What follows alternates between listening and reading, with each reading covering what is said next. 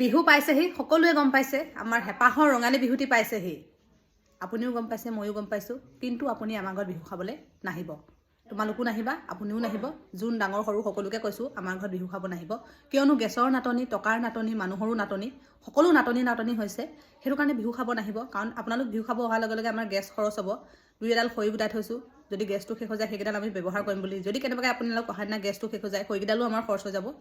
সেইটো কাৰণে যদি আপোনালোকে ভাল মানুহ হয়, বুদ্ধি আছে আপোনালোকৰ জ্ঞান আছে, তেন্তে আপোনালোকে বিহু খাব এবাৰ আমাৰ ঘৰত নাহিব দেই। কিয়নো ইমান কষ্ট দিয়া মানুহৰ জীৱনত সুখ নহয়। যদি আপোনালোকে আমাৰ ঘৰত বিহু খাবলৈ আহি আমাক কষ্ট দিয়ে, আমাৰ অন্তৰে কমটি আঘাত পাব। আমি কাম কৰিবলৈ পাম, গেছ খৰচ হ'ব, আমাৰ খৰি খৰচ হ'ব, বস্তুটো খৰচ হ'ব, সেইটো মানিছোঁ। আজিকালি গেছ চব বস্তু খৰচ কৰিব পাৰিম, গেছ খৰচ কৰিব নোৱাৰোঁ বৰ্তমান, ইমানবোৰ বনাই খুৱায়। সেইকাৰণে নাহিব, একদম বেয়া নাপাওঁ। মই আপোনালোক নাহিলেও একদম বেয়া নাপাওঁ। আই ৰিকুৱেষ্ট ইউ, প্লিজ নাহিব দেই এবাৰ বিহু খাবলৈ। একদম ভৰি হাতে ধৰিছোঁ আপোনালোকক, বিহু খাব নাহিব আমাৰ ঘৰত।